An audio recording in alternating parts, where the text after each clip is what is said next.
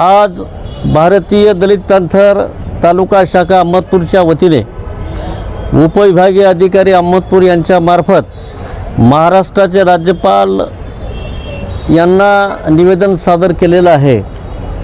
महाराष्ट्र शासनाने 2024 विधानसभा विधेयक क्रमांक 33 हे आणलेलं आहे। या विधेयकामध्ये अशी तरतूद आहे की व्यक्ती आणि संघटना यांच्या विवक्षित आणि बेकायदेशीर वर्तनावर प्रतिबंध घालण्यासाठी हे विधेयक महाराष्ट्र शासनाने आणलेलं आहे। या विधेयकामध्ये व्यक्तीने आणि संघटनाने सरकारच्या विरोधामध्ये बोलायचं नाही किंवा अधिकाऱ्याच्या विरोधामध्ये बोलायचं नाही, अशा पद्धतीचं हे विधेयक आहे। या विधेयकानं या ठिकाणी इथल्या व्यक्ती आणि संघटनाच्या अभिव्यक्ती स्वातंत्र्यावर हे सरकार गदा आणू पाहत आहे। या ठिकाणी महाराष्ट्रामध्ये एखादी व्यक्ती किंवा एखादी संघटनाचं वर्तन जर बेकायदेशीर असेल तर त्याच्या बाबतीत IPC भारतीय संविधानामध्ये विविध कलमाची तरतूद केलेली असताना याच्याही पलीकडे जाऊन मुंबई पोलीस अधिनियम याच्यामध्ये सुद्धा तरतूद आहे। अशा विविध कलमाच्या तरतुदी असताना हे महाराष्ट्र सरकार हे विधेयक का आणू पाहत आहे? याच्या अगोदर 2005च्या म्हणजे महाराष्ट्राचे मुख्यमंत्री विलासराव देशमुख असताना त्यांनी एक विधेयक आणलं होतं की बंदच्या बाबतीत विधेयक आणलं होतं। ते विधेयक मंजूर झालं।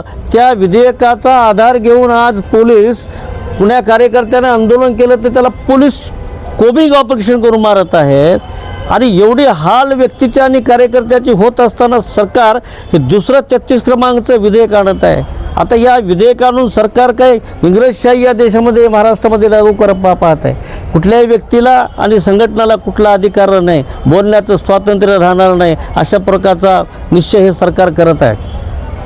हे विधेयक जर पास झालं तर अगोदरच्या विधेयकावर जर पोलीस कोबिंग ऑपरेशन करून मारत असतील तर हे विधेयक पास झालं तर भविष्यात पोलीस गोळ्या घालतील काय अशी भीती समाजामध्ये आणि कार्यकर्त्यांमध्ये निर्माण झालेली आहे। म्हणून लोकशाहीनं दिलेला जो अधिकार आहे अभिव्यक्ती स्वातंत्र्याचा, तो अधिकार अबाधित राहिला पाहिजे। म्हणून या ठिकाणी भारतीय दलित पॅंथरच्या वतीने आम्ही निषेध करतोय। माननीय राज्यपालांना आम्ही निवेदनामार्फत विनंती करत आहोत।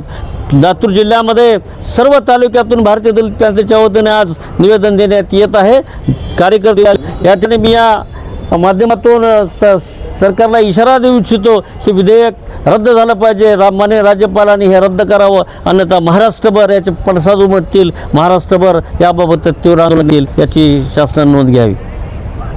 संघटना नाही म्हणून संघटन हे बाबासाहेबांच्या स्वप्नातलं संघटन आहे, बाबासाहेबाला अपेक्षित आलं संघटन आहे। आम्ही अगोदर विनंती करू आणि विनंती नाही केली तर मग महाराष्ट्रभर आंदोलन करू।